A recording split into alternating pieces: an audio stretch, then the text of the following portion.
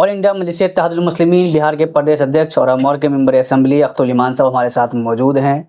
All India मजलिस इत्तेहादुल मुस्लिमीन 2020 में 5 सीटें जीती थी, जिसमें 4 एमएलएज आरजेडी में चले गए थे। इस मरतबा फिर वो 5 सीटें वापस लाने में एमआईएम कामयाब हुई है, जबकि कहीं ना कहीं महागठबंधन की हालत बहुत ख़राब रही और एनडीए 200 पार करने में कामयाब रहा उस हवा में। हम इनसे इन तमाम मौज़ूआत पर बात करने की कोशिश करेंगे, आगे के विज़न पर बात करने की कोशिश करेंगे। सबसे पहले अख्तुल ईमान साहब, आपको मुबारकबाद। बहुत बहुत शुक्रिया साहब। और से दूसरी बार जीते और 5वीं मरतबा मेंबर असेंबली बने हैं। अख्तुल ईमान साहब, अभी इलेक्शन से कुछ दिनों पहले तक का ये हाल था, हम 2 हफ्ते या 3 हफ्ते पहले की बात करें तो ये कहा जा रहा था कि सीमांचल में एमआईएम 20 वाली हवा एमआईएम की नहीं है, एंटी इनकम्बेंसी है, 4 लोगों के जाने की वजह से भी एतमाद टूटा है। फिर ऐसा क्या हुआ कि आखिर तक आते हुए ना सिर्फ वो 5 सीट आप वापस लाने में कामयाब हुए, बल्कि बलरामपुर में भी चंद सौ सीट से जो है आप हारे हैं रिकाउंटिंग में, और कई सीटों पर आपने इम्पैक्ट डाला है। इसे किस तरीके से संभाला आपने, कैसे कैंपेन किया, बेहतर हुई चीज़ें? इलेक्शन के ज़माने में जो होता है ना कि चूल्हे में जब आँच देते हैं तो अंगारे एक साथ नहीं सुलगते हैं। जब कुछ देर होती है तो अंगारे सुलग कर सामने में आ जाते हैं। इलेक्शन के ज़माने में भले ही हंगामा ना हो, लेकिन हमारे वोटर पहले ही से तैयार थे। आज जो इलेक्शन का हंगामा बढ़ता गया तो हमारे वोटर्स खुलकर सामने में आए, और उन लोगों ने, जिन लोगों ने एमआईएम को पहली बार जिताया था, सब लोगों ने फिर से अपने एतमाद को बहाल किया और पूरी तवानाई के साथ, बल्कि पिछले दिनों से ज़्यादा तवानाई के साथ एमआईएम को जिताया लोगों ने। इसलिए हमारे लिए हम लोग पहले भी मुतमईन थे, और अल्लाह का शुक्र है कि रिजल्ट भी हमारी उम्मीदों के करीब होता। तो सर, मैं आपके आगे के विज़न पे बात करूँ उससे पहले एक बात कही जाती है कि एमआईएम के जो मेंबरान असेंबली होते हैं वो भी बाकी पार्टियों की तरह जो है जीतने के बाद फलाही कामों को भूल जाते हैं, आवाम के बीच नहीं रहते हैं। लेकिन हमने देखा कि अमौर में आपने अपना जो है पूरा रिपोर्ट कार्ड जारी किया था कि हमने क्या क्या काम किया चुनाव से पहले। तो मैं जानना चाहूँगा कि वो रिपोर्ट कार्ड में आप क्या पेश कर पाएंगे, किस तरह आपने काम किया था पिछले टर्म में? ये बात पहले बताइए कि हमारे लोग हुए कहाँ थे जो एमआईएम के लोग ऐसे करते हैं कि भूल जाते हैं? वो थे कहाँ जो भूल गए? 2 साल के अंदर तो भाग गए वो, तो भूले कहाँ से? ये कहाँ से बात आ गई? और जहां तक मैं रहा मुसलसल 5 साल तक, तो मैं काम से तो भूला ही नहीं, बल्कि काम ही के नाम से जाना जाता हूँ। मैं थोड़ा जानना चाह रहा हूँ। मैंने वहां पर 2 पुल थे, रसेली और खाड़ी के, जिससे मैं समझता हूँ कि पूरा इलाका मुतासिर था। दोनों ब्लॉक, 5 लाख की आबादी मुतासिर थी उससे। और 2016 में इसको बनकर तैयार हो जाना चाहिए था। 17 नहीं बना, 18 में गोया 8 साल 9 साल तक। इस दरमियान में वहां के जो साबिक एमएलए हैं वो मंत्री भी बने, और सिवाय भी नहीं बनवा पाए। इत्तेफाक से, चूंकि वो प्रधानमंत्री ग्राम सड़क स्कीम के तहत पुल बन रहा था, तो वो स्कीम भी क्लोज हो गई थी। महकमे के लोग भी कह रहे थे कि बनना मुश्किल है, लेकिन मैं अपनी मुसलसल अहम कोशिशों के नतीजे में, मैंने वजीर आला जब गए वहां पर समाधान यात्रा में, तो मैंने कहा कि समस्याएं आपके सामने में है, समाधान करने के लिए आप आए हैं तो देखिए इसका समाधान कीजिए। मैंने वहां को किया, चीफ सेक्रेटरी के सामने में लाया मामले को। डिपार्टमेंट के इनकार के बावजूद भी फिर चीफ मिनिस्टर की तवज्जो उसमें गई। मेरे कहने पर चीफ मिनिस्टर साहब ने आरडब्ल्यूडी WRD दोनों के मंत्री को कंबाइंड मीटिंग करवाई, चीफ सेक्रेटरी के दरमियान उनकी मीटिंग हुई, तब मैंने कराया। नारंदा जैसी नदी पर जो आज़ादी के बाद से कोई एक पुल नहीं बन सका, समझिए। शुरू के दिनों में 60-65 के ज़माने में पुल बना था, वो भी एडमिनिस्ट्रेटिव ब्रिजेस में कहता हूँ उसको, इसलिए कि ब्लॉक हेडक्वार्टर्स को, ऑफिशियल्स को जाने आने के लिए, पब्लिक के लिए इतना बड़ा कभी पुल नहीं बना। आज 200 करोड़ से पुल बन रहा है हमारा। 50 किलोमीटर के बीच में कोई दरमियान में कोई पुल नहीं था, वो बनवाने का काम किया। लगभग 60-70 सड़कों की मरम्मती का काम किया। 1 दर्जन के करीब और नए पुल बनवाए हमने। तो इस तरह से हमने काम किया। अल्लाह का शुक्र है कि मेहनतें हमारी रायगा न गई, और वहाँ तकाजा भी था। काम हुआ है। मैंने बड़े फख्र के साथ जारी भी किया कि मैंने कौन कौन सा काम किया है, आप देख लो ऑन रिकॉर्ड। तो ये है।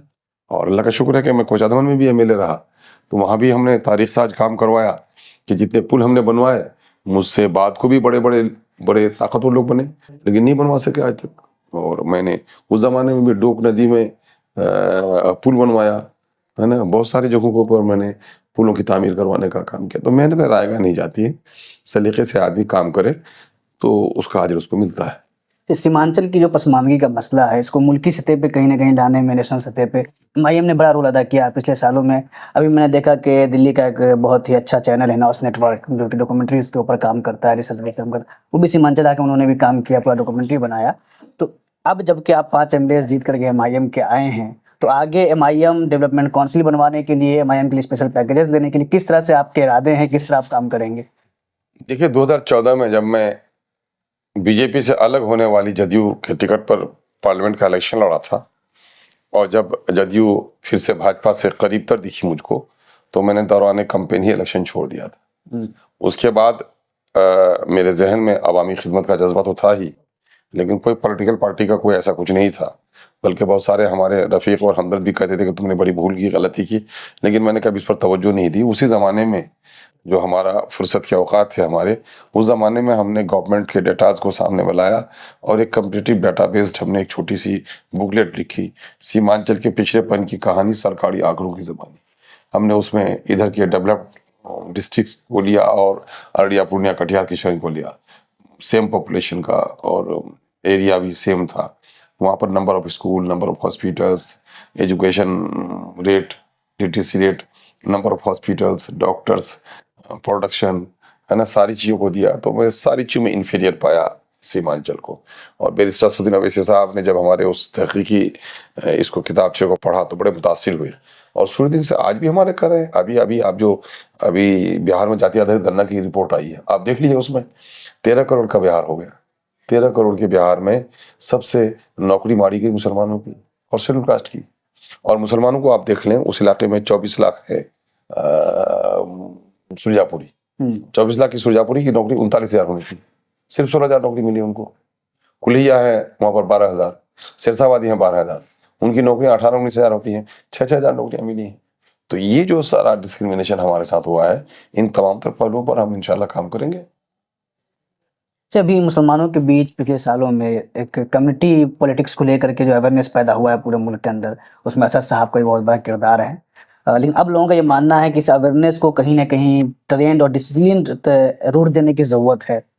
तो क्या इस पर एमआईएम आगे चल के बिहार में जो उनके समर्थक हैं, कैडर्स हैं, बड़ी तादाद में पूरे बिहार में फैले हुए हैं, बिहार में भी, मुल्क में तो ही हैं, इन कैडर्स को मोबिलाइज करके इनको एक ट्रेनिंग प्रोवाइड करना, इनको डिसिप्लिन मिलाना, स्ट्रक्चर मिलाने के लिए कुछ प्लान है आपका आगे? देखिए, हम लोगों के प्लान तो है ही। हम लोगों ने कोशिश किया, अभी डिस्ट्रिक्ट लेवल पर मीटिंग्स की, स्टेट लेवल पर मीटिंग की, वर्कशॉप रखा है यहाँ पर, वो काम तो हम लोग कर रहे हैं। लेकिन मसला ये है कि हमारी कम्युनिटी में बदकिस्मती से ये हो गया कि इलेक्शन को लोगों ने मुहर्रम का मसला समझ लिया।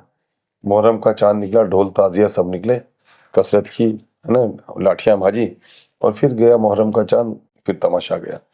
इलेक्शन का प्रोसेस सिर्फ ये 15, 20, 25 दिन लोग जितना एक्टिव होते हैं, उसका 10वां हिस्सा भी गैर इलेक्शन के ज़माने में लोग अगर होशियार और बेदार रहें तो बड़ा काम हो सकता है। इसमें देखिए, आम लोगों से तक काम करने की ज़रूरत है, हमारे पढ़े लिखे लोगों का, जो हमारे रिटायर्ड लोग हैं, जो लोग तालीम याफ्ता लोग हैं, ऐसे लोग जरा सा ये हो जाएं तो उनकी ज़्यादा ज़रूरत है कि समाज को बेदार करें। वैसे हम लोग तो पार्टी लेवल पर अपना काम कर रहे हैं, इंशाल्लाह आगे और अच्छा करेंगे। इस पॉलिटिक्स के अंदर हिंदुस्तान में समीकरण की पॉलिटिक्स चलती है, हर कोई समीकरण आता है। बिहार में भी एमओआई का एक लंबा दौर हमने देखा, यूपी में एमओआई, एमडी समीकरण वगैरह वगैरह बने।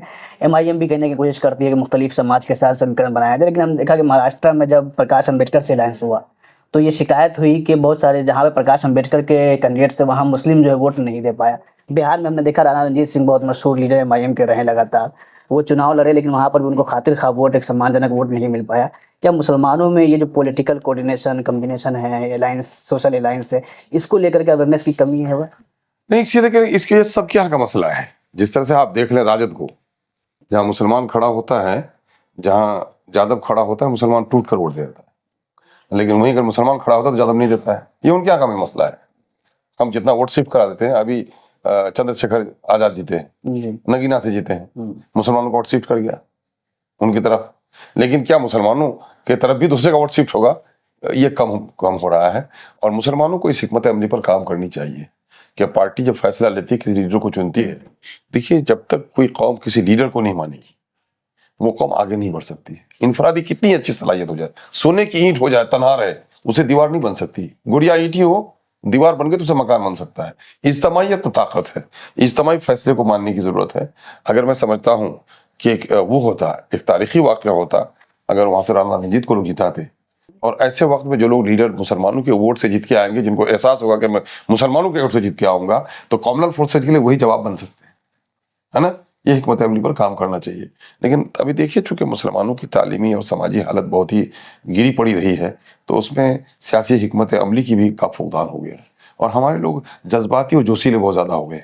टिकट के तकसीम के ताल्लुक से देखेंगे आप, हमारे जो जितने धार्मिक लोग सामने में आ गए, भाजपा के ने भी टिकट काटा ना, राजद ने भी, जदयू ने भी टिकट काटा ना, क्या उनके लोग आए? हमारे नौजवानों ने जिस गैर संजीदगी का मुजाहरा किया, क्या उनके लोगों ने किया? तो नहीं किया। तो ये हमारे दानिशवरों के लिए एक लम्हे फिक्रिया है कि अपनी मिल्लत और अपने अफराद कहाँ जा चुके हैं, इनकी अजसर नो सिराजाबंदी करने के लिए अफराद साजी की बड़ी जरूरत है।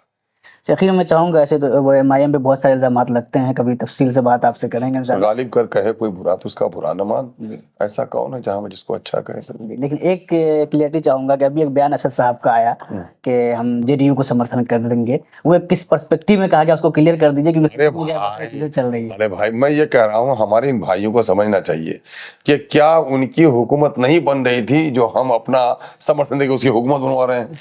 अरे उसकी हुकूमत बनी गई, हमने मॉरल एक प्रेशर डाला कि भाई हम आपकी हुकूमत के साथ खड़े हैं, अच्छे फैसले करें, खास करके सीमांचल की नाइंसाफियों को आप दूर करें। ये एक आदमी की एक जरूरत है, सीमांचल के दर्द की लड़ाई लड़ रहे हैं, तो जाहिर है मैं भी हाउस में हूँ, तो चीफ मिनिस्टर बन नहीं जाऊंगा क्या?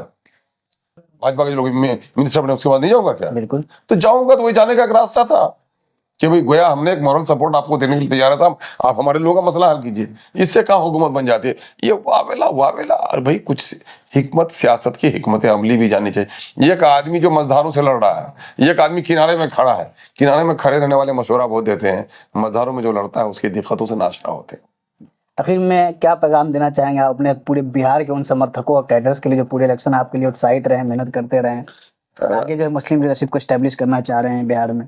नहीं, देखिए, सबसे पहले तो मैं उनका शुक्रिया अदा करूंगा कि जिन लोगों ने हमारे खातिर इलेक्शन में काफ़ी मेहनत की और प्रदेश से अपनी मुलाजमतों को छोड़कर, नौकरियों को छुट्टियां ले लेकर अपने टिकट से आए। मैं तो देख के हैरत रह गया, ट्रेन में जगह ही नहीं मिली है, परेशानी से आ रहे हैं, लेकिन एमआईएम जिंदाबाद का नारा लगा रहे हैं। माँ ने रात रात को दुआएं की, बेटियों और बहनों ने रोजे रखे, और खुशी तो इस बात की थी कि मासूम फरिश्ते जैसे बच्चे नारे लगा रहे थे और कारवां काफिला निकाल रहे थे। मैं तमाम दोनों का शुक्रगुजार हूँ, लेकिन मैं ये कहूँगा कि सियासत एक संजीदा अमल है। संजीदगी के साथ इस मुल्क को बेहतर बनाने के लिए, इस मुल्क में अमन और आस्थी को बहाल करने के लिए हमें मुनसिफाना क़यादत की ज़रूरत है। और इलेक्शन के ज़माने में ज़ात, बिरादरी, मजहब से ऊपर उठकर मुनसिफाना क़यादत को हम आगे बढ़ाएं, हम इसी का पैगाम देते हैं। बहुत शुक्रिया। हमारे साथ अख्तरुल ईमान साहब थे, एमआईएम के प्रदेश अध्यक्ष। जो आरोप लगते हैं मौजूदा वक्त में जो 2-3 दिनों चल रहा है उस पर भी हमने बात किया, क्या आगे के इरादे हैं एमआईएम को लेकर के, मुस्लिम पॉलिटिक्स को लेकर और सीमांचल को लेकर, इस पर हमने बात किया है। बहुत सारे सवालात और भी हैं मिल्लत को लेकर, बिहार को लेकर। इंशाल्लाह आने वाले दिनों में हम तफसील से बात करने की कोशिश करेंगे। कैमरा पर्सन शकील के साथ मैं मोहम्मद सैफुर रहमान।